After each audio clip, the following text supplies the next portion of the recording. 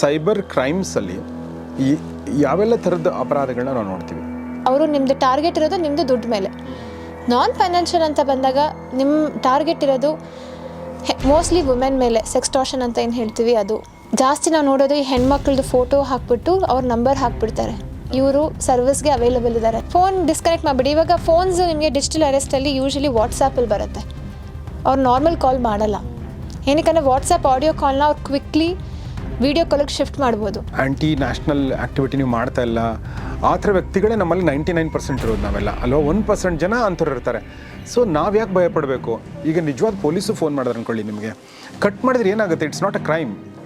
ಅವ್ರು ಇನ್ನೊಂದ್ಸಲ ಮಾಡ್ತಾರೆ, ನೋಟಿಸ್ ಕಳಿಸ್ತಾರೆ, ಇಲ್ಲ ಮನೆಗೆ ಬರ್ಬೋದು.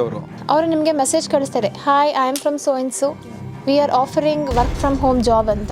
ತುಂಬ ಬರುತ್ತೆ, ನನಗೆ ತುಂಬ ಬರುತ್ತೆ. ನೀವು ಅದನ್ನು ರೆಸ್ಪಾಂಡ್ ಮಾಡಿದ್ರೆ ಯುವರ್ ಡನ್. ನೀವು ಇಷ್ಟು ರಿವ್ಯೂ ಕೊಟ್ಟರೆ ನಿಮ್ಗೊಂದು 50 ರೂಪಾಯಿ 100 ರೂಪಾಯಿ ಕೊಡ್ತೀವಿ. ಇದನ್ನು ನೋಡಿದ್ದೀನಿ, ಇದನ್ನು ಕೂಡ ಇದು ಫ್ರಾಡ್ ಅಂತ ಅನ್ಕೊಂಡಿರಲಿಲ್ಲ ನಾನು ಕೂಡ. ಓ ಫ್ರಾಡು, ಓಕೆ ಹೌದು. ಹಾಂ, ಒಂದು ಪೆಟ್ಟಿ ಅಮೌಂಟ್ ಅಷ್ಟು ಲೋನ್ ಬೇಕಾಗುತ್ತೆ, ಒಂದು 15,000 20,000. ಅವ್ರು ಅದನ್ನು ಬ್ಯಾಂಕ್ ಹತ್ರ ಹೋಗಲ್ಲ, ಬಟ್ ಆ್ಯಪಲ್ ಅಥವಾ ಪ್ಲೇಸ್ಟೋರಿಗೆ ಹೋಗಿ ಅಲ್ಲಿಂದ ಲೋನ್ ಅಪ್ಲಿಕೇಶನ್ಸ್ನ ಡೌನ್ಲೋಡ್ ಮಾಡ್ಕೊತಾರೆ. ತುಂಬ ಬಂದಿದೆ, ಸಿಕ್ಕಾಪಟ್ಟೆ ಇದೆ. ಹೆಂಡತಿ ಅಕ್ಕ ತಂಗಿಯವ್ರ ಫೋಟೋನ ಮಾರ್ಫ್ ಮಾಡಿ ನಿಮಗೆ ಕಳಿಸ್ತಾನೆ, ಇನ್ಯಾರಿಗೂ ಕಳಿಸಿರಲ್ಲ. ಹೌದು, ಕರ್ನಾಟಕದಲ್ಲಿ ಸುಮಾರು ಕೇಸ್ ಇದೆ, ನೀವು ಗೂಗಲ್ ಮಾಡಿ ನೋಡಿ. ನಿಮ್ಮ ಹತ್ರ ಒಂದು ಹೈ ಡೆಫಿನೇಷನ್ ಫೋನ್ ಇದೆ ಅಂತ ಅಂದ್ಕೊಳ್ಳಿ, ನೀವೆಲ್ಲೋ ಫೋಟೋ ತೆಗಿತಾ ನಿಮ್ಮ ಕೈ ತೋರಿಸಿ 3 ಮೀಟರ್ಸ್ ಒಳಗೆ ಫೋಟೋ ತೆಗೆದಿದ್ರೆ ಆ ಫೋಟೋಯಿಂದ ಅವ್ರು ನಿಮ್ಮ ಫಿಂಗರ್ ಪ್ರಿಂಟ್ ತೆಕ್ಕೋಬೋದು.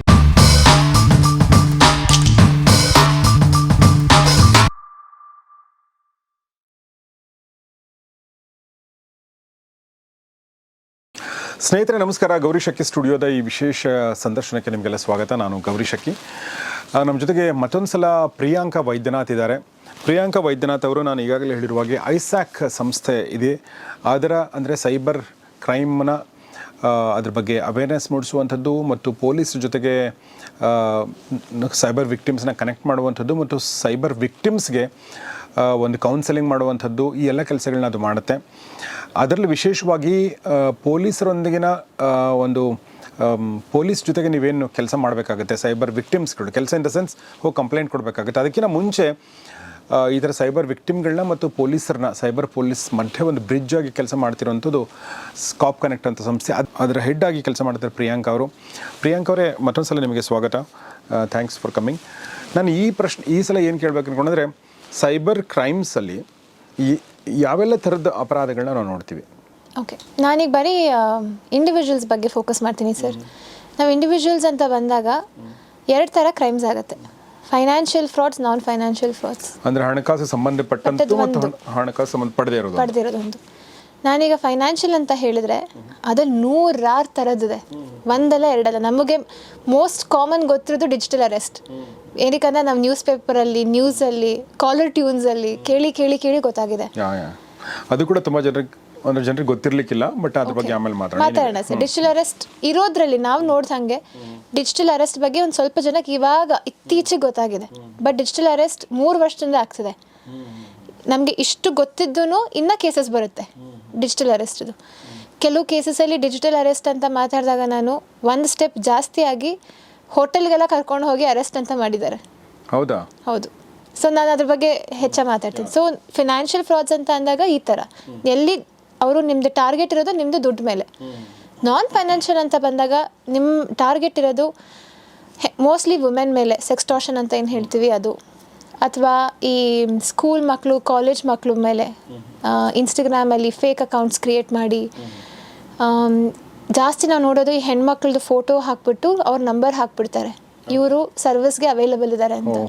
ಸೊ ಆ ಹೆಣ್ಮಕ್ಳಿಗೆ ದಿನದಲ್ಲಿ ನಾವೊಂದು 2-3 ವಿಕ್ಟಿಮನ್ನು ನೋಡಿದ್ವಿ.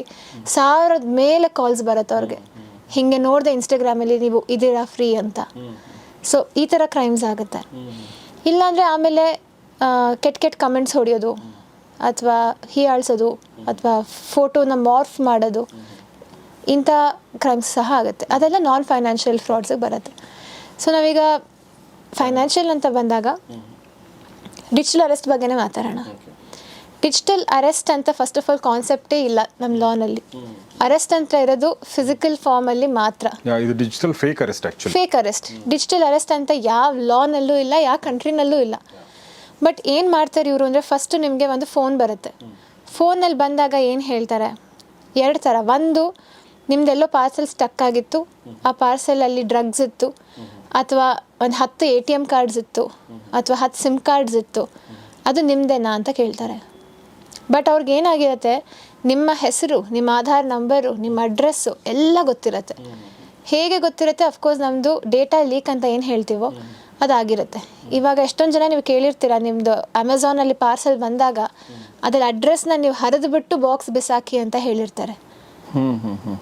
ಅದು ನಾವು ಮಾಡಲ್ಲ. ಅವಾಗ ಏನಾಗುತ್ತೆ, ನಮ್ದು ಅಡ್ರೆಸ್ ಸಹ ಗೊತ್ತಿರುತ್ತೆ ಅವ್ರಿಗೆ.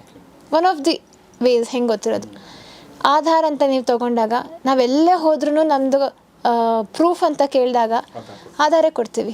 ನಮ್ಮದು DL ಕೂಡ ವ್ಯಾಲಿಡ್ ಇದೆ, ಅದನ್ನ ಯಾರೂ ಕೊಡಲ್ಲ, ಆಧಾರ್ ಕೊಟ್ಬಿಡ್ತೀವಿ. ಸೊ ಎಲ್ಲ ಒಂದು ಸ್ಟೇಷನರಿ ಶಾಪಲ್ಲಿ ಅಂತ ಅಂದ್ಕೊಳ್ಳಿ, ಫಾರ್ ಎಕ್ಸಾಂಪಲ್ ನೀವು ಆಧಾರ್ ಜೆರಾಕ್ಸ್ ಮಾಡಿಸಿರ್ತೀರ, ಅವನು ಅದನ್ನು ಎಲ್ಲೋ ಕಾಪಿ ಇಟ್ಕೊಂಡು ಅವನು ಸೇಲ್ ಮಾಡ್ತಾನೆ, ಲೀಕ್ ಆಗಿದೆ. ಸೊ ಒಂದು ಕ್ರಿಮಿನಲ್ಗೆ ನಮ್ಮ ಎಲ್ಲ ಡೀಟೇಲ್ಸ್ ಸಹ ಗೊತ್ತಿರುತ್ತೆ. ಡಾರ್ಕ್ ವೆಬ್ ಅಂತ ಏನು ಹೇಳ್ತೀವೋ ಅಲ್ಲೆಲ್ಲ ಇನ್ಫಾರ್ಮೇಷನ್ ಲೀಕ್ ಆಗಿರುತ್ತೆ. ಅದನ್ನು ಇಟ್ಕೊಂಡು ಇವಾಗ ನಿಮಗೆ ಕಾಲ್ ಬರುತ್ತೆ, ಒಂದು ಈ ಥರ ಏನೋ ಪಾರ್ಸೆಲ್ ಸ್ಟೆಕ್ ಇದೆ ಅಂತ. ಇನ್ನೊಂದು ಮನಿ ಲಾಂಡ್ರಿಂಗ್ ಅಂತ ಹೇಳ್ತೀವಿ. ಸೊ ಅದೇನು ಅಂದರೆ ಈ ಕರಪ್ಷನ್ನು, ಬ್ಲ್ಯಾಕ್ ಮನಿನಲ್ಲಿ ಎಲ್ಲೋ ನಿಮ್ಮದು ಅಕೌಂಟ್ ಸಿಗಾಕೊಂಡಿದೆ ಅನ್ನೋ ಥರದಲ್ಲಿ. ಈ ಮನಿ ಲಾಂಡ್ರಿಂಗ್ ಅಂದ ತಕ್ಷಣ ಜನರಿಗೆ ಅರ್ಥ ಆಗಲ್ಲ ಏನು ಅಂತ. ಸೊ ಅವ್ರು ಅದನ್ನು ಇನ್ನೂ ಹೆದರ್ಕೊಂಡ್ಬಿಡ್ತಾರೆ. ಆಮೇಲೆ ಏನು ಹೇಳ್ತಾರೆ, ಹೀಗೆಲ್ಲ ಆಗಿದೆ, ನಿಮ್ಮ ಮೇಲೆ ಒಂದು FIR ಆಗಿದೆ, ಅದಕ್ಕೆ ನಾವು ನಿಮ್ಮನ್ನು ಅರೆಸ್ಟ್ ಮಾಡ್ತಿದ್ದೀವಿ ಅಂತ ಹೇಳ್ತಾರೆ. ನೀವು ಅದನ್ನು ನಂಬಲ್ಲ ಫಸ್ಟ್ ಅಂತ ಇಟ್ಕೊಳ್ಳಿ. ಬಟ್ ನಿಮಗೆ ಮೆಂಟಲಿ ಅಷ್ಟೊತ್ತೆಲ್ಲ ಆಗಲೇ ನಿಮ್ಮನ್ನ ಅವರು ಟಾರ್ಗೆಟ್ ಮಾಡಿ ಆಗೋಗಿರುತ್ತೆ. ನೀವು ಹೇಳ್ತಾರೆ, ಇಲ್ಲ ನಾನಿರೋದು ಬೆಂಗಳೂರಲ್ಲಿ, ಫೋನ್ ಬಂದಿರೋದು ಮುಂಬೈ ಪೊಲೀಸಿಂದ ಅಂತ. ಏನು ಹೇಳ್ತಾರೆ, ನಿಮ್ಮದು ಫೋನ್ ಅಥವಾ ನಿಮ್ಮದು ಲ್ಯಾಪ್ಟಾಪಲ್ಲಿ ಕ್ಯಾಮ್ರಾ ಆನ್ ಮಾಡಿ ನಾವು ನಿಮ್ಮ ಹತ್ರ ಇಂಟ್ರಾಗೇಟ್ ಮಾಡಬೇಕು ಅಂತಾರೆ. ಸೊ ನೀವು ಅದನ್ನು ಮುಂದುವರ್ಸಿದ್ರೆ, ನೀವು ವಿಡಿಯೋ ಆನ್ ಮಾಡಿ ಕೂತಾಗ ಆಚೆ ಸೈಡ್ ಒಬ್ಬ ಕ್ರಿಮಿನಲ್ಲು ಒಂದು ಪೊಲೀಸ್ ಥರ ಡ್ರೆಸ್ ಮಾಡಿಕೊಂಡು ಹಿಂದೆ ಬ್ಯಾಕ್ಗ್ರೌಂಡಲ್ಲಿ ಆ ಪೊಲೀಸ್ ಸ್ಟೇಷನ್ ಹೆಸರು ಹಾಕಿ ಆಚೆ ಈಚೆ ಒಂದಿಷ್ಟು ಫೈಲ್ಸ್ ಇಟ್ಕೊಂಡು ಪೊಲೀಸ್ ಸ್ಟೇಷನ್ ಥರಾನೇ ಮಾಡಿ ಕೂತ್ಕೊಂಡು ಅವನು ನಿಮ್ಮನ್ನ ಕ್ವೆಶನ್ಸ್ ಮಾಡೋಕ್ಕೆ ಶುರು ಮಾಡ್ತಾನೆ. ಎಂಥ ಕ್ವೆಶನ್ಸ್ ಕೇಳ್ತಾರೆ? ಸಿಂಪಲ್ ಕ್ವೆಶನ್ಸ್, ಅವ್ರಿಗೆ ಆನ್ಸರ್ ಗೊತ್ತಿರೋ ಹಂಗೆ. ನಿಮ್ಮ ಹೆಸರು, ಫುಲ್ ಹೆಸರು ಇದ್ದಿದ್ದು ಹೌದಾ, ನೀವು ಹ್ಞೂ ಅಂತೀರ. ನಿಮ್ಮ ಫೋನ್ ನಂಬರ್ ಇದ್ದಿದ್ದು ಹೌದಾ, ಹೌದು. ನಿಮ್ಮ ಆಧಾರ್ ನಂಬರ್ ಇದು ಹೌದಾ, ಹೌದು. ಹೋಗಿ ತೊಗೊಂಬನ್ನಿ ನಿಮ್ಮ ಆಧಾರ್ ನಂಬರ್ನ ಅಂತಾರೆ. ಆಧಾರ್ ಕಾರ್ಡ್ನ ನೀವು ತಂದಿಟ್ಕೊಂಡು ನೋಡ್ತೀರಾ, ಎಲ್ಲ ಸೇಮ್ ಇರೋದು. ಸೊ ನೀವು ಅವಾಗ ನಂಬ್ತೀರಾ, ಓ ನನ್ನದೇ ಇನ್ಫಾರ್ಮೇಷನ್ ಇಲ್ಲಿರೋದು, ನನ್ನದೇ ಯಾವುದೋ ಪಾರ್ಸೆಲ್ ಇರಬಹುದು. ಯಾಕೆಂದರೆ ನಾವೆಷ್ಟು ಪಾರ್ಸೆಲ್ ಆರ್ಡರ್ ಮಾಡ್ತೀವಿ ಅಂದರೆ ಟ್ರ್ಯಾಕೇ ಇರಲ್ಲ ಕೆಲವ್ರಿಗೆ. ಆಮೇಲೆ ಇವರು ಜೆನ್ಯುವಿನ್ ಇರಬಹುದು ಅಂತ ಅನ್ಸುತ್ತೆ. ಬಿಕಾಸ್ ಏನಕ್ಕೆ ನಿಮಗೆ ಬ್ಯಾಕ್ಗ್ರೌಂಡ್ ಪೊಲೀಸ್ ಸ್ಟೇಷನ್ ಥರ ಇರುತ್ತೆ, ಅವ್ರು ಮಾತಾಡೋ ಗತ್ತು ಅದೇ ರೀತಿಯಲ್ಲಿ ಇರುತ್ತೆ. ಸೊ ನೀವು ಬಿಲೀವ್ ಮಾಡಿಬಿಡ್ತೀರಾ. ಆಮೇಲೆ ಏನು ಮಾಡ್ತಾರೆ, ಅವರು ಒಂದು ಆರ್ಡರ್ ಕಾಪಿ ಥರ ಕಳಿಸ್ತಾರೆ ನಿಮಗೆ, ನಿಮ್ಮ ಮೊಬೈಲ್ಗೆ. ನಾನು ನಿಮ್ಮನ್ನ ಸೋ ಆ್ಯಂಡ್ ಸೋ ಸೆಕ್ಷನಲ್ಲಿ ಇಂಥ ಕ್ರೈಮ್ಗೆ ನಿಮ್ಮನ್ನು ನಾನು ಅರೆಸ್ಟ್ ಮಾಡಿದ್ದೀನಿ ಅಂತ. ಅದು ನೀವು ಮೊಬೈಲಲ್ಲಿ ನೋಡಿದ ಕೂಡಲೇ ಅದರಲ್ಲಿ CBIದು ಲೋಗೋ ಇರ್ಬೋದು, ಅಥವಾ ಸ್ಟೇಟ್ ಪೊಲೀಸ್ ಅವ್ರದ್ದು ಲೋಗೋ ಇರ್ಬೋದು, ಲೋಗೋ ಹಾಕಿರ್ತಾರೆ. ಆಮೇಲೆ ಕೆಳಗಡೆ ಸಿಗ್ನೇಚರ್ ಮಾಡಿರ್ತಾರೆ, ನಿಜವಾದ ಪೊಲೀಸ್ ಹೆಸರಲ್ಲಿ ಅವ್ರು ಸಿಗ್ನೇಚರ್ ಮಾಡಿರ್ತಾರೆ. ಸೊ ನೀವು ಅಕಸ್ಮಾತ್ ಗೂಗಲಲ್ಲಿ ಅಟೆಂಪ್ಟ್ ಮಾಡಿದ್ರು ಆ ಹೆಸರು ಹೊಡೆದ್ರೆ ನಿಜವಾದ ಪೊಲೀಸ್ ಸಿಕ್ಕಿರುತ್ತೆ ನಿಮಗೆ. ಸೊ ನೀವು ನಂಬಿ ಬಿಡ್ತೀರಾ, ಓ ಹೌದು ಇದು ಪೊಲೀಸೇ ಅಂತ. ಸೊ ಇವಾಗ ಏನು ಮಾಡಬೇಕು ಅಂತ ಕೇಳಿದ್ರೆ ಹೇಳ್ತಾರೆ, ಏನಿಲ್ಲ, ನಾನು ಹೇಳೋ ತನಕ ನೀವು ಕ್ಯಾಮ್ರಾ ಬಿಟ್ಟು ಅಲ್ಲಾಡಂಗಿಲ್ಲ, ಊಟ ತಿಂಡಿ ಇಲ್ಲ, ವಾಶ್ರೂಮ್ ಇಲ್ಲ, ಎಂಥದ್ದು ಇಲ್ಲ, ಯಾರ ಹತ್ರನೂ ಕನೆಕ್ಷನ್ ಇಲ್ಲ, ನೀವು ಕ್ಯಾಮ್ರಾ ಮುಂದೆ ಕೂತಿರ್ಬೇಕು. ಹೀಗೆ ನಮ್ಮಲ್ಲಿ ವಿಕ್ಟಿಮ್ಸು 30 hours ಕೂತಿದ್ದಾರೆ ಸ್ಟ್ರೇಟ್, ನಿದ್ದೆ ಮಾಡ್ದಿರ, ಊಟ ತಿಂದಿರ, ವಾಶ್ರೂಮ್ಗೆ ಹೋಗ್ದಿರ. ಅವ್ರಿಗೆ ಹೆದರ್ಸ್ತಾರೆ, ನೀವು ಕ್ಯಾಮ್ರಾ ಕ್ಲೋಸ್ ಮಾಡಿದ್ರೆ ನಿಮ್ಮ ಮನೆಗೆ ಕಾರ್ನರಲ್ಲಿ ಪೊಲೀಸ್ ವ್ಯಾನ್ ಇದೆ, ಸ್ಟೇಷನ್ಗೆ ಕರ್ಕೊಂಡು ಹೋಗ್ತಾರೆ. ಸೊ ಅವ್ರಿಗೆ ಸ್ಟೇಷನ್ಗೆ ಹೋಗೋ ಭಯದಲ್ಲಿ ಕ್ಯಾಮ್ರಾನೇ ಬೆಟರ್, ಅಟ್ಲೀಸ್ಟ್ ಮನೇಲಿದ್ದೀನಿ ಅಂದ್ಕೊಂಡು ಕ್ಯಾಮ್ರಾ ಮುಂದೆ ಕೂತಿರ್ತಾರೆ. ಸೊ ಈ ಥರ ಮಾಡಿದ್ಮೇಲೆ ಲಾಸ್ಟಲ್ಲಿ ಏನು ಮಾಡ್ತಾರೆ, ಇತ್ತೀಚೆಗೆ ನಾವು 2 ಥರ ನೋಡಿದ್ದೀವಿ. ಒಂದು, ನಿಮ್ಮನ್ನ ಅರೆಸ್ಟಿಂದ ಬಿಡುಗಡೆ ಮಾಡಬೇಕಂದ್ರೆ ನಮಗೆ ಎಷ್ಟು ದುಡ್ಡು ಕೊಡಿ. ಆವಾಗ ನೀವು ದುಡ್ಡು ಕಳಿಸ್ತೀರಾ, ದುಡ್ಡು ಹೋಯ್ತು, ನಿಮ್ಮನ್ನ ಅರೆಸ್ಟಿಂದ ಬಿಡುಗಡೆ ಮಾಡ್ತಾರೆ, ಕ್ರೈಮ್ ಆಗೇ ಹೋಯ್ತು. ಇವಾಗ ಫಾರ್ ಎಕ್ಸಾಂಪಲ್ ಇದು ಒಂದು ಸ್ಟೂಡೆಂಟಿಗೆ ಆಗ್ತಿದೆ ಅಂದ್ಕೊಳ್ಳಿ, ಅವ್ರಿಗೆ ಗೊತ್ತಾಗಿದೆ ಸ್ಟೂಡೆಂಟ್ ಅಕೌಂಟಲ್ಲಿ ದುಡ್ಡಿಲ್ಲ ಅಂತ. ಆ ಗ್ಯಾಂಗನ್ನೇ, ಆ ಕ್ರಿಮಿನಲ್ಲೇ ಇನ್ನೊಬ್ಬ ಫೋನ್ ಮಾಡ್ತಾನೆ ಇವ್ರಿಗೆ, ಅಥವಾ ವಾಟ್ಸಪ್ಪಲ್ಲಿ ಮೆಸೇಜ್ ಮಾಡ್ತಾನೆ, ಮೇಡಮ್ ಡಿಜಿಟಲ್ ಅರೆಸ್ಟ್ ಅಂತ ಏನೂ ಇಲ್ಲ, ದಯವಿಟ್ಟು ನೀವು ಲ್ಯಾಪ್ಟಾಪ್ ಶಟ್ ಡೌನ್ ಮಾಡಿಬಿಡಿ ಧೈರ್ಯ ತೊಗೊಂಡು ಅಂತ. ಇವಳಿಗೆ ಫುಲ್ ಖುಷಿಯಾಗಿ ಹೋಗುತ್ತೆ, ಯಾರೋ ನನಗೆ ಹೆಲ್ಪ್ ಮಾಡ್ತಿದ್ದಾರೆ ಅಂತ. ಅವಳು ಅದನ್ನು ಶಟ್ ಡೌನ್ ಮಾಡ್ತಾರೆ. ಅದಾದಮೇಲೆ ಅವನು ಇನ್ನೂ ಹರಾಜ್ ಮಾಡೋಕ್ಕೆ ಶುರು ಮಾಡ್ತಾನೆ, ನಾನು ನಿನ್ನ ಹೆಲ್ಪ್ ಮಾಡಿದೆ ಅಲ್ವಾ, ನೀನು ಇಮೇಜ್ ಕಳಿಸು ನನಗೆ, ನಿಂದು ನೇಕೆಡ್ ಇಮೇಜ್ ಕಳಿಸು ನನಗೆ. ಸೊ ಫಿನಾನ್ಷಿಯಲ್ ಫ್ರಾಡ್ ಆಗಿ ಶುರು ಆಗಿದ್ದು ಯಾವಾಗ ದುಡ್ಡು ಇಲ್ಲ ಅಂತ ಗೊತ್ತಾಯಿತು ಅದು ಇಮ್ಮಿಡಿಯೇಟ್ಲಿ ಸೆಕ್ಸ್ಟಾರ್ಷನ್ ಆಗಿ ಚೇಂಜ್ ಆಗುತ್ತೆ. ಸೊ ಈ ಥರ ಹರಾಸ್ಮೆಂಟ್ ಶುರು ಆಗುತ್ತೆ ಸರ್. ಇದು digital arrest. Digital arrest. So ಇದು ಆ ಟೈಮಲ್ಲಿ ಈಗ ಒಂದು ಕೂತ್ಕೊಳ್ಳಿ ನೀವು ಕ್ಯಾಮ್ರಾ ಆಫ್ ಮಾಡಿದರೆ ಪೊಲೀಸ್ ಬರ್ತಾರೆ ಅನ್ನೋದಿದೆಯಲ್ಲ, ಅದೇ ಜನರಿಗೆ ಭಯ ಹುಟ್ಟಿಸ್ಬಿಟ್ಟಿರುತ್ತೆ. ಅಲ್ಲಿ ತನಕ ಅದು ಆಲ್ರೆಡಿ ಟ್ರಾಮಾದಲ್ಲಿ ಇರ್ತಾರೆ ಅವ್ರು ಆಲ್ರೆಡಿ. ಹೌದು ಇರ್ತಾರೆ, ಹೌದು. ಅವ್ರು ಪೂರಾ ನಂಬಿಟ್ಟಿರ್ತಾರೆ ಅವ್ರೇನೋ ಕ್ರೈಮ್ ಮಾಡೇ ಬಿಟ್ಟಿದ್ದಾರೆ ಅಂತ. ಸೊ ಏನು ಇದು ಈಗ ಇನ್ನೂ ಬೇರೆ ಬೇರೆ ಕ್ರೈಮ್ಗಳಿದೆ ಫೈನಾನ್ಷಿಯಲ್, ಬಟ್ ಅದಕ್ಕೆ ಮುಂಚೆ ನಾನು ಇದಕ್ಕೆ ಏನು solution, how I mean what they should do, people should? ಒಂದು ಸರ್, ನಿಮಗೆ ಇವಾಗ ಫೋನ್ ಬಂದಾಗ ನಿಮ್ಮದು ಅರೆಸ್ಟ್ ಆಗಿದೆ, ಇಂಥ ಒಂದು ಕ್ರೈಮ್ ಇದೆ ಅಂದಾಗ, ಓ ಹೌದಾ ನಾನು ಲೋಕಲ್ ಪೊಲೀಸ್ ಹತ್ರ ವಿಚಾರಿಸ್ತೀನಿ ಬಿಡಿ, ಅಷ್ಟು ಧೈರ್ಯ ತೊಗೊಳ್ಳಿ ರೆಸ್ಪಾಂಡ್ ಮಾಡೋದಕ್ಕೆ. ಅದು ಏನಾಗುತ್ತೆ ಅಂದರೆ ಆ ಮೊಮೆಂಟಲ್ಲಿ ಒಂಥರ ನಾವು ಏನಂತೀವಿ, ಈ ಹಿಪ್ನೋಟೈಸ್ ಅಂತೀವಿ ಗೊತ್ತಾ, ಆ ಥರ ಅವ್ರ ಮಾತಲ್ಲಿ ಮಾಡಿಬಿಟ್ಟಿರ್ತಾರೆ. ಒಂದು ಚೂರು ನೀವು ಅವೇರ್ ಆಗಿ, ಅಲರ್ಟ್ನೆಸ್ ಅಂತೀವಿ, ಅವೇರ್ನೆಸ್ ಒಂದೇ ಇವಾಗ ಸಾಲದು, ನೀವು ಅಲರ್ಟ್ ಆಗು ಇರಬೇಕು. ಸೊ ಈ ಥರ ಕಾಲ್ಸ್ ಬಂದಾಗ ನಿಮಗೆ ಹಿಂದಿಲಿ ಯಾರನ್ನ ಮಾತಾಡ್ತಿದ್ರೆ ನೀವು ಕನ್ನಡದಲ್ಲಿ ಉತ್ತರ ಕೊಡಿ, ಅವರು ಫ್ರಸ್ಟ್ರೇಷನ್ ಆಗೋಗ್ಬಿಡುತ್ತೆ. ಇಲ್ಲ ಅಂತಂದರೆ ನೀವು ಕನ್ನಡ ಮಾತಾಡ್ತಾ ಫೋನ್ ಕಟ್ ಮಾಡಿ. ಇಲ್ಲ ಅಂತಂದರೆ ನಮ್ಮಂಥ ಇಂಟರ್ವೆನ್ಷನ್ ಆಫೀಸರ್ಸ್ಗೆ ಕಾಲ್ ಮಾಡಿ ಕೇಳಿ, ಈ ಥರ ಆಗಿದೆ ನಮಗೆ, ನಾವು ಅವೇರ್ನೆಸ್ ಮಾಡಿದ್ಮೇಲೆ ಕಾಲ್ಸ್ ಬರುತ್ತೆ, ಯಾರೋ ನಂಗೆ ಹಿಂಗೆ ಫೋನ್ ಮಾಡಿದ್ದಾನೆ, ನನ್ನ ಹೆಸರಲ್ಲಿ ಒಂದು 20 ಮೊಬೈಲ್ ಸಿಕ್ಕಿದೆಯಂತೆ ಫಾರಿನ್ದು, ಅವ್ನು ನನಗೆ ದುಡ್ಡು ಕೇಳ್ತಿದ್ದಾನೆ, ನಾನು ಏನು ಮಾಡಲಿ? ಅಥವಾ ನನಗೆ ಇನ್ಕಮ್ ಟ್ಯಾಕ್ಸಿಂದ ಫೋನ್ ಬಂದಿತ್ತು, ನಾನು ಟ್ಯಾಕ್ಸ್ ಕಟ್ಟಿಲ್ವಂತೆ, ನನ್ನನ್ನು ಜೈಲಿಗೆ ಹಾಕ್ತಾರಂತೆ, ಏನು ಮಾಡಲಿ? ಸೊ ಅಂಥ ಫೋನ್ಸ್ ನಮಗೆ ಬಂದಾಗ ನಮ್ಗೆ ಅದೊಂಥರ ವಿನ್ ಸಿಚುವೇಶನ್, ಬಿಕಾಸ್ ಅಷ್ಟು ಅವೇರ್ನೆಸ್ ಇದೆ ಅಟ್ಲೀಸ್ಟ್ ಏನು ಮಾಡಲಿ ಅಂತ. ನಿಮ್ಗೆ ಅದು ಏನೂ ಇಲ್ಲ ಅಂತಂದರೆ ಧೈರ್ಯ ತೊಗೊಂಡು ಫೋನ್ ಕಟ್ ಮಾಡಿಬಿಡಿ, ಆನ್ಸರೇ ಮಾಡಿಬಿಡಿ. Don't continue the conversation. ನೀವು ಕಾನ್ವರ್ಸೇಷನ್ ಕಂಟಿನ್ಯೂ ಮಾಡಿದ್ರೆ ಅವ್ರು ಸೈಕಾಲಜಿಕಲಿ ಎಷ್ಟು ಗೊತ್ತಿರುತ್ತೆ ಅಂದರೆ ನಿಮ್ಮ ವೀಕ್ ಸ್ಪಾಟ್ ಏನು ಅಂತ ಗೊತ್ತಿರುತ್ತೆ. ಸೊ ಅದನ್ನೇ ಅವ್ರು ಟಚ್ ಮಾಡ್ಕೊಂಡು ನಿಮ್ಮದು ಮೈಂಡ್ನ ಅವ್ರು ಫುಲ್ ಕ್ಯಾಪ್ಚರ್ ಮಾಡಿಬಿಡ್ತಾರೆ. ನೋಡಿ, ಇದು ಎಂಥ ದೊಡ್ಡ ಕ್ರೈಮ್ ಅಂತಂದ್ರೆ ಕೂಡ ಅದಕ್ಕೊಂದು ಸಿಂಪಲ್ ಟೆಕ್ನಿಕ್ ಇದೆ ಆ್ಯಕ್ಚುಲಿ. ನೀವು ಕಟ್ ಮಾಡೋದು, ಫೋನ್ ಕಟ್ ಮಾಡೋದು ಸಾಕು, ಎಂತ ಬೇಡ, ಫೋನ್ ಡಿಸ್ಕನೆಕ್ಟ್ ಮಾಡಿಬಿಡಿ. ಇವಾಗ ಫೋನ್ಸ್ ನಿಮಗೆ ಡಿಜಿಟಲ್ ಅರೆಸ್ಟಲ್ಲಿ ಯೂಶಲಿ ವಾಟ್ಸಾಪಲ್ಲಿ ಬರುತ್ತೆ, ಅವ್ರು ನಾರ್ಮಲ್ ಕಾಲ್ ಮಾಡಲ್ಲ. ಏನಕ್ಕಂದರೆ ವಾಟ್ಸಪ್ ಆಡಿಯೋ ಕಾಲ್ನ ಅವ್ರು ಕ್ವಿಕ್ಲಿ ವಿಡಿಯೋ ಕಾಲಿಗೆ ಶಿಫ್ಟ್ ಮಾಡ್ಬೋದು. ನಿಮಗೆ ಈಗ ವಾಟ್ಸಪ್ ಕಾಲ್ ಬಂತು ಅಂತ ಅಂದ್ಕೊಳ್ಳಿ, ಪೊಲೀಸ್ದು ಲೋಗೋ ಇದೆ ಅಥವಾ ಪೊಲೀಸ್ ಫೋಟೋ ಇದೆ ಏನಾನ ಇದ್ದರೆ ಒಂದು ತಿಳ್ಕೊಳ್ಳಿ, ಯಾವ ಪೊಲೀಸನ್ನು ವಾಟ್ಸಪ್ ಮೂಲಕ ನಿಮ್ಮನ್ನ ಕಾಂಟ್ಯಾಕ್ಟ್ ಮಾಡಲ್ಲ. ಪೊಲೀಸಿಂದ ಅಂತಲೇ ಗೊತ್ತಿದ್ರೂ ಆನ್ಸರ್ ಮಾಡೋಕ್ಕೆ ಹೋಗಬೇಡಿ. ನಿಜವಾದ ಪೊಲೀಸ್ ಇದ್ದರೆ ಫೋನ್ ಮಾಡ್ತಾರೆ, ನೀವು ಕಟ್ ಮಾಡ್ತಾನೇ ಇದ್ದರೆ ಅವ್ರು ಆ್ಯಕ್ಚುಲಿ ಬಂದು ಕೇಳ್ತಾರೆ ಅಥವಾ ನೋಟಿಸ್ ಕಳಿಸ್ತಾರೆ ನಿಮ್ಮ ಮನೆಗೆ, ನಿಜವಾದ ಪೊಲೀಸ್ ಆದರೆ ಅಲ್ವಾ. ಈ ಫೇಕ್ ಪೊಲೀಸ್ ಹತ್ರ ಏನಕ್ಕೆ ಹಾಗೆ? ಸೊ ಅವ್ರು ನಿಜವಾದ ಫೋನ್ ಅಂತೂ ಮಾಡೋಕ್ಕೆ ಹೋಗಲ್ಲ, ಇದೆಲ್ಲ ಆಗ್ತಿರೋದು ವಾಟ್ಸಪ್ ಮೂಲಕ. ನೀವು ನಾರ್ಮಲ್ ಲೈಫ್ ಲೀಡ್ ಮಾಡ್ತಾ ಇದ್ದೀರಾ, ಓಕೆ, ನೀವು ಅಂದರೆ ಯಾವುದೋ ಆ್ಯಂಟಿ ಸೋಷಲ್ ಎಲಿಮೆಂಟ್ಗಳ ಜೊತೆನೋ ಬೆರ್ತೋ ಅಥವಾ ಆ್ಯಂಟಿ ನ್ಯಾಷನಲ್ ಆ್ಯಕ್ಟಿವಿಟಿ ನೀವು ಮಾಡ್ತಾ ಇಲ್ಲ, ಆ ಥರ ವ್ಯಕ್ತಿಗಳೇ ನಮ್ಮಲ್ಲಿ 99% ಇರೋದು ನಾವೆಲ್ಲ ಅಲ್ವಾ. 1% ಜನ ಅಂಥವ್ರು ಇರ್ತಾರೆ. ಸೊ ನಾವು ಯಾಕೆ ಭಯ ಪಡಬೇಕು? ಈಗ ನಿಜವಾದ ಪೊಲೀಸು ಫೋನ್ ಮಾಡಿದ್ರೆ ಅಂದ್ಕೊಳ್ಳಿ, ನಿಮಗೆ ಕಟ್ ಮಾಡಿದ್ರೆ ಏನಾಗುತ್ತೆ? It's not a crime. ಅವ್ರು ಇನ್ನೊಂದ್ಸಲ ಮಾಡ್ತಾರೆ, ನೋಟಿಸ್ ಕಳಿಸ್ತಾರೆ, ಇಲ್ಲ ಮನೆಗೆ ಬರ್ಬೋದು ಅವರು ಏನೋ ಆಗಿದೆ ಅಂತಂದರೆ ಅಲ್ವಾ. ಬಿಟ್ಟರೆ ಅದಂಥ ದೊಡ್ಡ ಕ್ರೈಮ್ ಅಲ್ಲ. ಹೀಗಾಗಿ ನೀವು ಫೇಕ್ ಪೊಲೀಸ್ ಯಾರೋ ಫೋನ್ ಮಾಡಿದಾಗ ನೀವು ಅದನ್ನು ಕಟ್ ಮಾಡೋಕ್ಕೆ ಧೈರ್ಯ ಇಲ್ಲ ಅಂತಂದರೆ ಆ್ಯಕ್ಚುಲಿ ಇದ್ರ ಹಿಂದೆ ಒಂದು ಜೆನೆಸಿಸ್ ಏನು ಗೊತ್ತಾ ಪ್ರಿಯಾಂಕಾ ಅವರೇ? ಪೊಲೀಸರ ಬಗ್ಗೆ ನಮ್ಮ ಜನಕ್ಕಿರುವಂಥ ಭಯನೇ ಇದಕ್ಕೆ ಕಾರಣ. Absolutely sir. ಅಲ್ವಾ, ಪೊಲೀಸ್ ಅಂದರೆ ನಾವು ಇನ್ಫ್ಯಾಕ್ಟ್ ಆ ಪ್ರೊಟೆಕ್ಟ್ ಮಾಡ್ತಾರೆ ಅನ್ನೋ ಫೀಲಿಂಗ್ ಇರಬೇಕು. ಅದ್ರ ಬದಲಾಗಿ ಪೊಲೀಸ್ ಅಂತ ನೋಡಿದ್ರೆ ಹೆದರ್ಕೊಂಡು ನರ್ವಸ್ ಆಗಿ ನಾನೇನೋ ಮಾಡಿರಬಹುದು ಅನ್ನೋ ಥರ ನೆಗೆಟಿವ್ ಥಿಂಕಿಂಗ್ ಶುರುವಾಗಿ ಅದ್ರ ಮೇಲೆ ಅವರು ಕ್ಯಾಪ್ಚರ್ ಮಾಡ್ಕೋತಾರೆ. ಎಕ್ಸಾಕ್ಟ್ಲಿ. ಸೊ ಹಿಂಗಾಗಿ ಪೊಲೀಸರ ಮೇಲೆ ತುಂಬ ರೆಸ್ಪಾನ್ಸಿಬಿಲಿಟಿ ಇದೆ. ಅವರು ತಮ್ಮ ಇಮೇಜನ್ನು ಬದಲಾಯಿಸ್ಕೊಳ್ಳೋಂಥದ್ದು, ಪೀಪಲ್ ಫ್ರೆಂಡ್ಲಿ ಅಂತೆಲ್ಲ ಮಾಡಿದ್ದಾರೆ. ಬಟ್ ಇನ್ನೂ ದೊಡ್ಡ ಮಟ್ಟದಲ್ಲಿ ಅದಾಗಬೇಕಾಗಿದೆ. ಅದು 95% ಆಗಿಲ್ಲ, 5% ಅಷ್ಟೇ ಆಗಿದೆ. ಸೊ ಹೀಗಾಗಿ ಪೊಲೀಸರ ಬಗ್ಗೆ ಗಮನ ಹರಿಸಲಿ. ಓಕೆ, ನೆಕ್ಸ್ಟ್ ಫೈನಾನ್ಷಿಯಲ್ ಫ್ರಾಡ್ ಬಗ್ಗೆ ಏನು ಮಾತಾಡ್ಬೋದು? ಹೌದು. ಸೊ ನೆಕ್ಸ್ಟ್ ಇವಾಗ ನಾವು ನೋಡ್ತಿರೋದು ಜಾಬ್ ಆಫರ್ ಬಗ್ಗೆ. ಓಕೆ. ಸೊ ಹೆಂಗಾಗುತ್ತೆ ಅಂದರೆ 2 ರೀತಿನಲ್ಲಿ. ಒಂದು, ಅವರು ನಿಮಗೆ ಮೆಸೇಜ್ ಕಳಿಸ್ತಾರೆ, hi I am from so and so, we are offering work from home job ಅಂತ. ತುಂಬ ಬರುತ್ತೆ, ನನಗೆ ತುಂಬ ಬರುತ್ತೆ. ನೀವು ಅದನ್ನ ರೆಸ್ಪಾಂಡ್ ಮಾಡಿದ್ರೆ ಯುವರ್ ಡನ್. ನಾ ಅಷ್ಟೇ ಹೇಳೋದು, ಇನ್ನೆಂತ ಬೇಡ. ನೀವು ಹೌದು ಐ ಆಮ್ ಇಂಟ್ರೆಸ್ಟೆಡ್ ಅಂತ ಕಳಿಸಿದ್ರೆ they will capture you sir. ಇನ್ನೊಂದು ಸೆಕೆಂಡ್ ಮೆಸೇಜ್ ಬರುತ್ತೆ ಅನ್ನೋನ್ ನಂಬರಿಂದ, ಹಾಯ್ ಹೌ ಆರ್ ಯು ಅಂತ. ಇನ್ನೇನೂ ಇರಲ್ಲ ಅದಲ್ಲಿ. ನಿಮ್ಗೆ ಯಾರೋ ಗೊತ್ತಿರೋರು ಅಥವಾ ಒಂದು ಸಮ್ ಕ್ಯೂರಿಯಾಸಿಟಿ ನೀವು ಅದನ್ನು ರೆಸ್ಪಾಂಡ್ ಮಾಡಿದ್ರೆ, ಮತ್ತೆ ನಾವು ನೋಡಿದ್ದೀವಿ ವಿಕ್ಟಿಮ್ಸ್ನ, ದೇ ಕ್ಯಾಪ್ಚರ್ ದೆಮ್. ನಾವು ಯಾವಾಗಲೂ ಒಂದು ಹೇಳ್ತೀವಿ ಸರ್, ಮೊಬೈಲ್ ಹ್ಯಾಕ್ ಆಗೋಕ್ಕಿಂತ ಮೈಂಡನ್ನ ಹ್ಯಾಕ್ ಮಾಡೋದು ಜಾಸ್ತಿ ಅಂತ ಅಲ್ವಾ. ನಿಮ್ಮ ಮೈಂಡ್ ಹ್ಯಾಕ್ ಮಾಡಿದ್ರೆ ನೀವೇ ಇನ್ಫಾರ್ಮೇಶನ್ ಕೊಟ್ಕೊಂಡು ಹೋಗ್ತೀರಾ. This is called social engineering. ಏನು ಮಾಡ್ತಾರೆ ಅಂದರೆ ಅವರು ನಿಮ್ದು ಫಾರ್ ಎಕ್ಸಾಂಪಲ್ ನಿಮ್ಮ ಫೋನ್ ನಂಬರ್ ಅಥವಾ bank account number 3 4 5 6 7 last 2 number ಗೊತ್ತಿರಲ್ಲ ಅವ್ರಿಗೆ. ಅವಾಗ ನೀವೇ ಸೋಷಿಯಲ್ ಇಂಜಿನಿಯರಿಂಗ್ ಟೆಕ್ನಿಕಲ್ ಏನು ಹೇಳ್ತೀರಾ, ಅಲ್ಲ 5 6 7 ಅಲ್ಲ, ಅದು 8 9 10 ಅಂತ ನೀವೇ ಹೇಳಿರ್ತೀರ. ಸೊ ಅವ್ರು ಹೀಗೆ ನಿಮ್ಮ ಮೈಂಡನ್ನು ಕ್ಯಾಪ್ಚರ್ ಮಾಡಿ ಅವರು ನಿಮ್ಗೆ ಏನು ಮಾಡ್ತಾರೆ, ನಿಮ್ದು ಇಂಟ್ರೆಸ್ಟ್ ಎಲ್ಲಿದೆ ಅಂತ ಗೊತ್ತಾಗುತ್ತೆ. ಮಾತಾಡ್ತಾ ಅವರು ನಿಮಗೆ ಅವರು ಈಸಿ ಮನಿ ಕಡೆ ನಿಮ್ಮನ್ನ ಎಳ್ಕೊಂಡು ಹೋಗ್ತಾರೆ.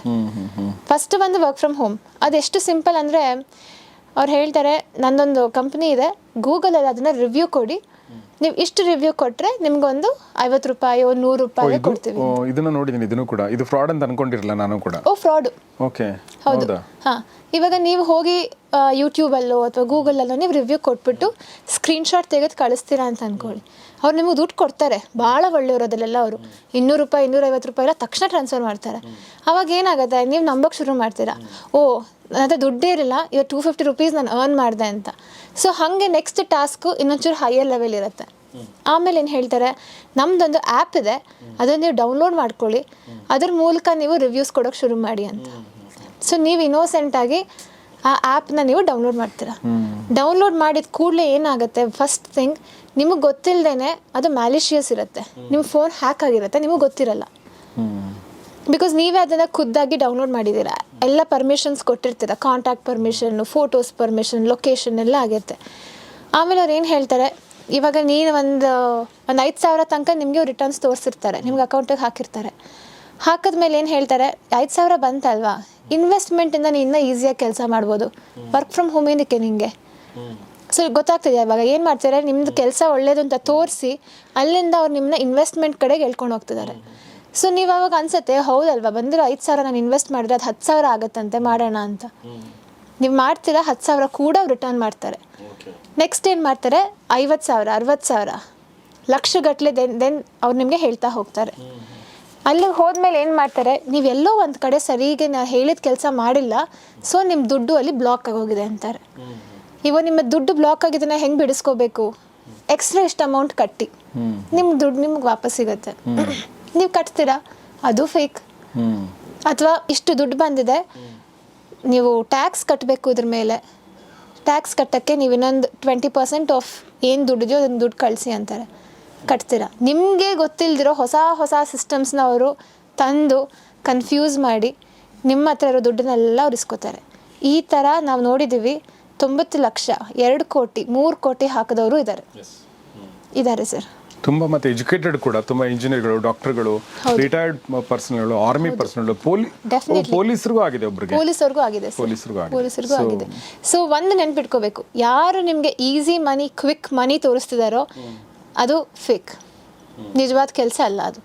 ನಿಮಗೆ ಯಾವ ಕೆಲಸದಲ್ಲಿ ಸರ್ ನೀವು ನಿಮಗೆ ಎಕ್ಸ್ಪೀರಿಯನ್ಸ್ ಇದೆ ಅಲ್ವಾ, ನೀವು ಇಷ್ಟು ಒಂದು ತಿಂಗಳಲ್ಲಿ ನಿಮಗೆ ಆರಾಮಾಗಿ ಒಂದು 5 ನಿಮಿಷ ಮಾಡೋ ಕೆಲಸದಲ್ಲಿ 20,000 ಯಾರು ಕೊಡ್ತಾರೆ ಸರ್? ನಿಮಗೆ ನಿಜವಾದ ಕೆಲಸ ಅಂದರೆ ನಿಜ ಯಾರು ಕೊಡಲ್ಲ ಈ ಟೈಮಲ್ಲಿ. ಬಟ್ ಅಷ್ಟು ಆಸೆ ತೋರಿಸಿದ್ರೆ that means something is wrong.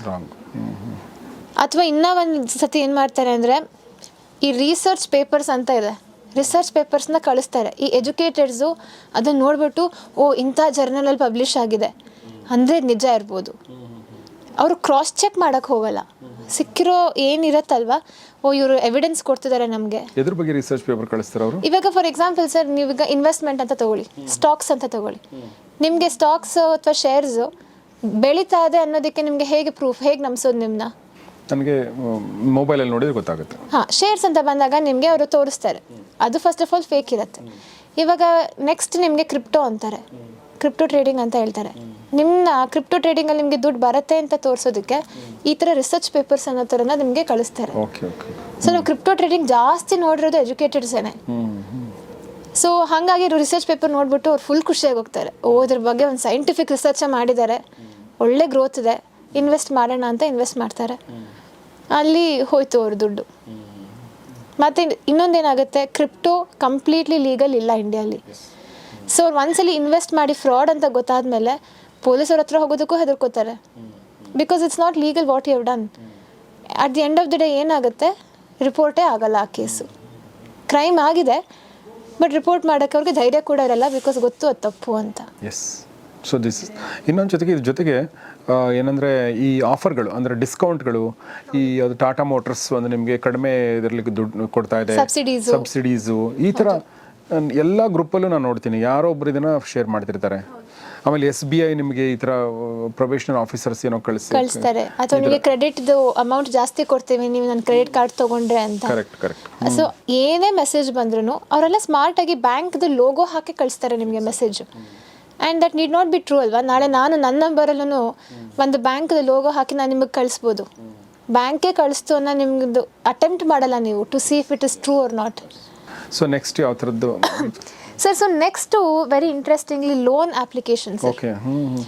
So ಏನಾಗ್ತಿದೆ ಅಂದರೆ ಈಗ ಜನರಿಗೆ ಒಂದು ಪೆಟ್ಟಿ ಅಮೌಂಟ್ ಅಷ್ಟು ಲೋನ್ ಬೇಕಾಗುತ್ತೆ, ಒಂದು 15,000 20,000.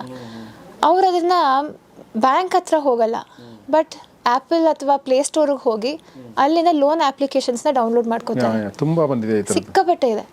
ಸೊ ನೀವಾಗ ಮತ್ತೆ ನೀವು ಲೋನ್ ಅಪ್ಲಿಕೇಶನ್ನ ನೀವೇನು ಆ ಆ್ಯಪ್ನ ಡೌನ್ಲೋಡ್ ಮಾಡಿಕೊಂಡ್ರೆ ನೀವೊಂದು ಮತ್ತೆ ಮ್ಯಾಲಿಷಿಯಸ್ ಆ್ಯಪ್ನ ಡೌನ್ಲೋಡ್ ಮಾಡ್ತಿದ್ದೀರ. ಸೊ ಹಾಗಂದ್ರೆ ಏನು ಅಂದರೆ ಡೌನ್ಲೋಡ್ ಮಾಡಿದ ಕೂಡಲೇ ನಾ ಹೇಳ್ದಂಗೆ ನಿಮ್ಮ ಕಾಂಟ್ಯಾಕ್ಟ್ಸು, ವಾಟ್ಸ್ಯಾಪು, ಫೋಟೋಸ್ ಎಲ್ಲ ಕೂಡ ನೀವು ಆ್ಯಕ್ಸಸ್ ಕೊಡ್ತೀರ. ಬಟ್ ನಿಮಗೆ ಗೊತ್ತಿರಲ್ಲ ಅದನ್ನು ನೀವು ಡೌನ್ಲೋಡ್ ಮಾಡ್ಕೊಂಡಾಗ. ನಿಮಗೆ ಲೋನ್ ಕೇಳ್ತೀರ, ಅವ್ರು ಲೋನು ಕೂಡ ಕೊಡ್ತಾರೆ. ಲೋನ್ ಕೊಟ್ಟು ಒಂದು 5 ತಿಂಗಳು 6 ತಿಂಗಳು ಲೋನ್ ಇಸ್ಕೊಂಡಿರ್ತೀರ.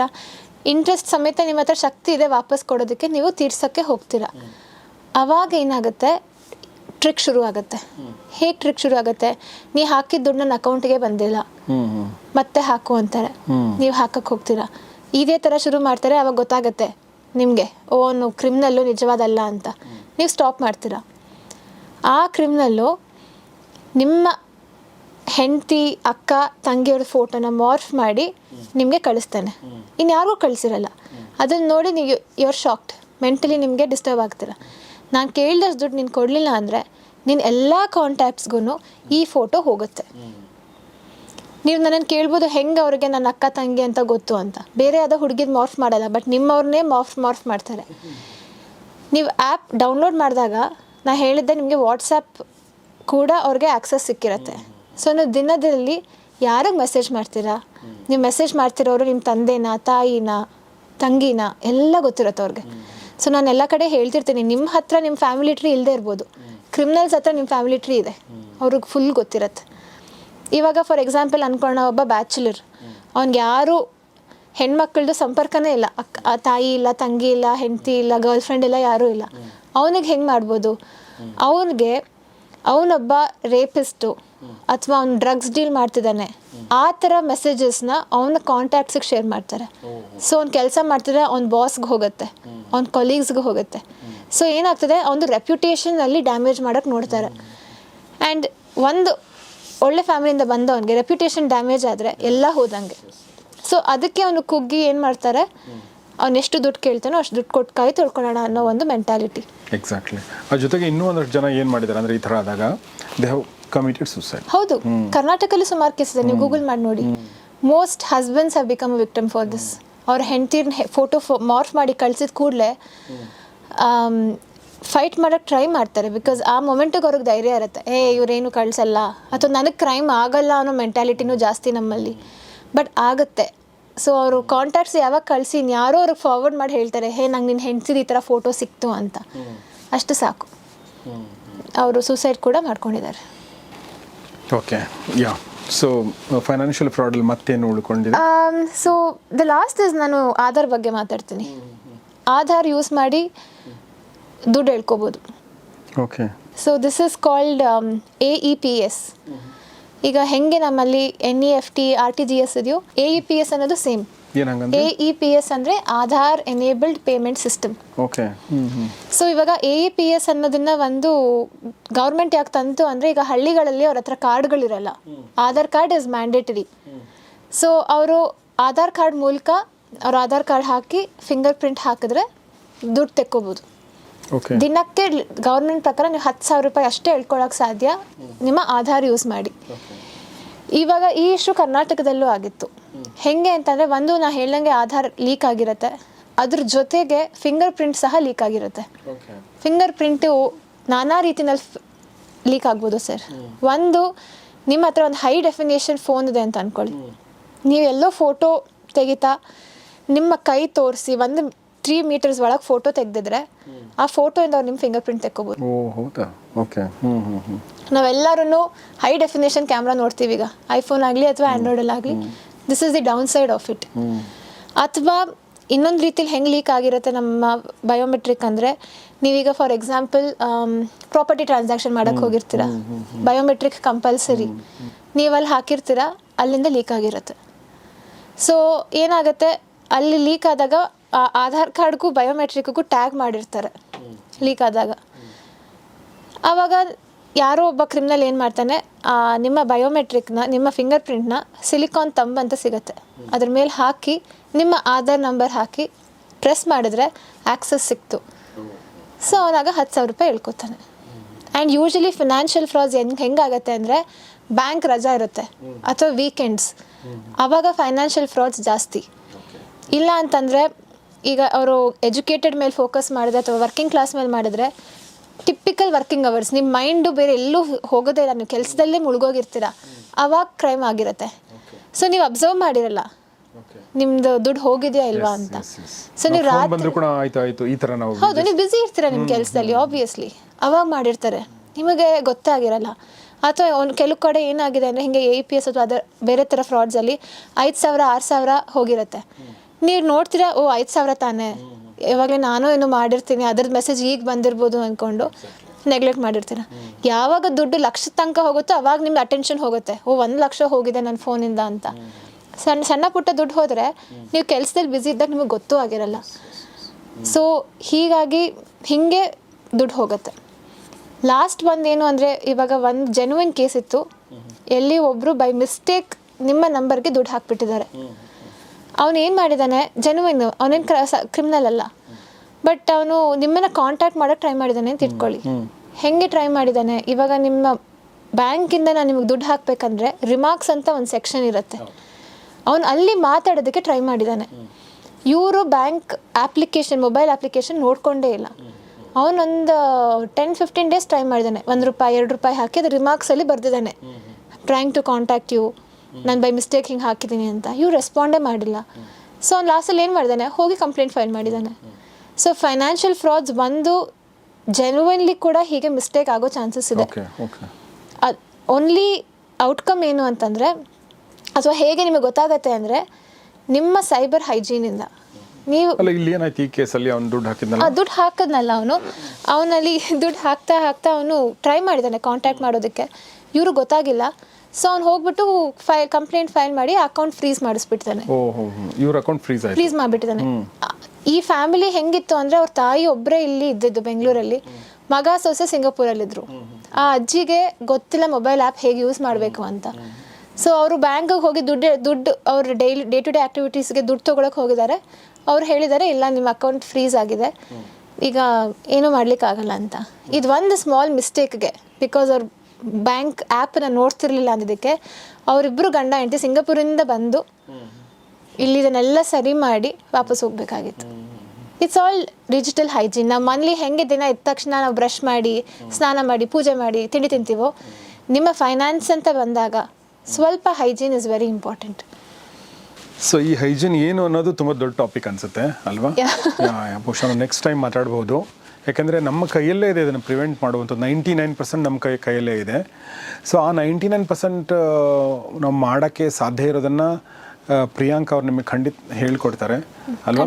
ಸೊ ಮುಂದಿನ ಎಪಿಸೋಡಲ್ಲಿ ಅದು ನೋಡೋಣ ನಾವು. ಬಟ್ ಅದಕ್ಕಿಂತ ಮುಂಚೆ ನಾನು ಹೇಳೋದೇನಂತಂದರೆ, ಈ ಕುರಿತಾಗಿ ನಿಮ್ಮ ಒಂದು ಎಕ್ಸ್ಪೀರಿಯನ್ಸನ್ನು ದಯವಿಟ್ಟು ಕಮೆಂಟ್ ಬಾಕ್ಸಲ್ಲಿ ಶೇರ್ ಮಾಡಿ. ಮತ್ತು ಪ್ರಶ್ನೆಗಳಿದ್ದರೆ, ಅಂದರೆ ಯಾವ ಥರ ಫ್ರಾಡ್ ನಿಮಗಾಗಿದೆ, ಅಥವಾ ನಿಮ್ಮ ಸ್ನೇಹಿತರಿಗಾಗಿದೆ, ನಿಮ್ಮ ಪರಿಚಯದವ್ರಿಗಾಗಿದೆ, ಅಥವಾ ನಿಮಗೆ ಯಾರಾದರೂ ಅಟೆಂಪ್ಟ್ ಮಾಡಿದರೆ ಅದನ್ನು ಕೂಡ ಶೇರ್ ಮಾಡಿ. ಸೊ ದಟ್ ಅದು ಇನ್ನೊಬ್ಬ ಯಾರು ಕಮೆಂಟ್ ನೋಡ್ತಿರೋ ಅವ್ರಿಗೂ ಒಂದು ಅವೇರ್ನೆಸ್ ಕ್ರಿಯೇಟ್ ಆಗುತ್ತೆ. ಜೊತೆಗೆ ಏನೋ ಪ್ರಶ್ನೆಗಳಿದ್ರೆ ಅದನ್ನು ಕೊಡಿ, ತಿಳಿಸಿ. ಸೊ ದಟ್ ನಾವು ಅದನ್ನು, ಆ ಪ್ರಶ್ನೆಗೆ ಉತ್ತರನ ಪ್ರಿಯಾಂಕಾ ಅವರಿಂದ ತೊಗೋಬೋದು. ಬಟ್ ಇದು ತುಂಬ ದೊಡ್ಡ ಜಗತ್ತಿದು. ಏನಂದರೆ ಡಾರ್ಕ್ ವೆಬ್ ಅಲ್ವಾ? ಹೌದು, ಡಾರ್ಕ್ ವೆಬ್ಬಲ್ಲಿ ಎಲ್ಲ ಮಾರಾಟಕ್ಕೆ ಇರುತ್ತಂತೆ ಅಲ್ವಾ? ಹೌದು. ಸೊ ನಮ್ಮ ಡೇಟಾನ ಹೇಗೆ ಪ್ರೊಟೆಕ್ಟ್ ಮಾಡ್ಕೋಬೇಕು, ನಮ್ಮ ಫೋನನ್ನು ಹೇಗೆ ನಾವು ಪ್ರೊಟೆಕ್ಟ್ ಮಾಡ್ಕೋಬೇಕು, ನಮ್ಮ ಅಕೌಂಟ್ಗಳನ್ನ ಹೇಗೆ ಪ್ರೊಟೆಕ್ಟ್ ಮಾಡಬೇಕು, ನಮ್ಮ ಡಿಜಿಟಲ್ ಹೈಜೀನ್ ಹೇಗೆ ನಾವು ಇಟ್ಕೋಬೇಕು, ನಮ್ಮ ಸೋಷಿಯಲ್ ಮೀಡಿಯಾ ಅಕೌಂಟ್ಗಳಲ್ಲಿ ಏನು ತಪ್ಪು ಮಾಡಬಾರ್ದು, ಈ ಎಲ್ಲ ವಿಚಾರಗಳ ಬಗ್ಗೆ ನಾನು ಪ್ರಿಯಾಂಕಾ ಅವ್ರ ಜೊತೆಗೆ ಮುಂದಿನ ಭಾಗದಲ್ಲಿ ಮಾತಾಡ್ತೀನಿ. ಸೊ ಈ ಒಂದು ಫಿನಾನ್ಷಿಯಲ್ ಫ್ರಾಡ್ ಬಗ್ಗೆ ಇಷ್ಟೊಂದು ವಿಚಾರಗಳನ್ನ ಹೇಳಿದ್ದಕ್ಕಾಗಿ ನಾನು ನಿಮ್ಮೆಲ್ಲರ ಪರವಾಗಿ ತುಂಬ ತುಂಬ ಥ್ಯಾಂಕ್ಸ್ ಪ್ರಿಯಾಂಕ್ ಅವರು ನಿಮ್ಗೆ. Thank you sir. So it was very enlightening conversation. So thank you very much. ನಿಮ್ಮ ಕೆಲಸ ಕೂಡ ತುಂಬ ಚೆನ್ನಾಗಿ ಮಾಡ್ತಾ ಇದ್ದೀರಾ ನೀವು. ಸೊ ಕಂಟಿನ್ಯೂ ಮಾಡಿ ಆ್ಯಂಡ್ ಈ ಅವೇರ್ನೆಸ್ ಕ್ರಿಯೇಟ್ ಮಾಡುವಂಥ ಕೆಲಸನ ಮಾಡ್ತಾ ಹೋಗಿ ಅಂತ ಕೇಳ್ಕೊಳ್ತೀನಿ. Thank you very much. Thank you. So ಸ್ನೇಹಿತರೆ, ಇದು ಗೌರಿ ಶಕಿ ಸ್ಟುಡಿಯೋದ ಮತ್ತೊಂದು ಪಾಡ್ಕಾಸ್ಟ್. ಇದರಲ್ಲಿ ಪ್ರಿಯಾಂಕ್ ಅವ್ರ ಜೊತೆ ಮಾತಾಡಿದ್ವಿ ಡಿಜಿಟಲ್ ಅರೆಸ್ಟ್ ಬಗ್ಗೆ, ಆಮೇಲೆ ಫೈನಾನ್ಷಿಯಲ್ ಫ್ರಾಡ್ ಬಗ್ಗೆ, ಸೈಬರ್ ಕ್ರೈಮ್ ಬಗ್ಗೆ, ಹೀಗೆ ಸಾಕಷ್ಟು ವಿಚಾರಗಳು ಮಾತಾಡಿದ್ವಿ. ನಿಮ್ಮೆಲ್ಲ ಸ್ನೇಹಿತರೊಂದಿಗೆ ಇದನ್ನು ದಯವಿಟ್ಟು ತಪ್ಪದೇ ಶೇರ್ ಮಾಡಿ, ನಿಮ್ಮ ವಾಟ್ಸಪ್ ಗ್ರೂಪಲ್ಲಿ ಶೇರ್ ಮಾಡಿ. ಇನ್ನೊಂದಷ್ಟು ವೀಡಿಯೋಗಳು ಮಾಡ್ತಾ ಇದೀವಿ, ಅದನ್ನು ಕೂಡ ಶೇರ್ ಮಾಡಿ ಅಂತ ಹೇಳ್ತಾ ಇವತ್ತಿನ ಎಪಿಸೋಡ್ ಮುಗಿಸ್ತಾ ಇದ್ದೀನಿ. ನೋಡ್ತಾ ಇರಿ ಗೌರಿ ಶಕಿ ಸ್ಟುಡಿಯೋ, ನೋಡ್ತಾ ಇರಿ ಒಳ್ಳೆಯ ಕಾರ್ಯಕ್ರಮಗಳನ್ನ. ನಮಸ್ಕಾರ.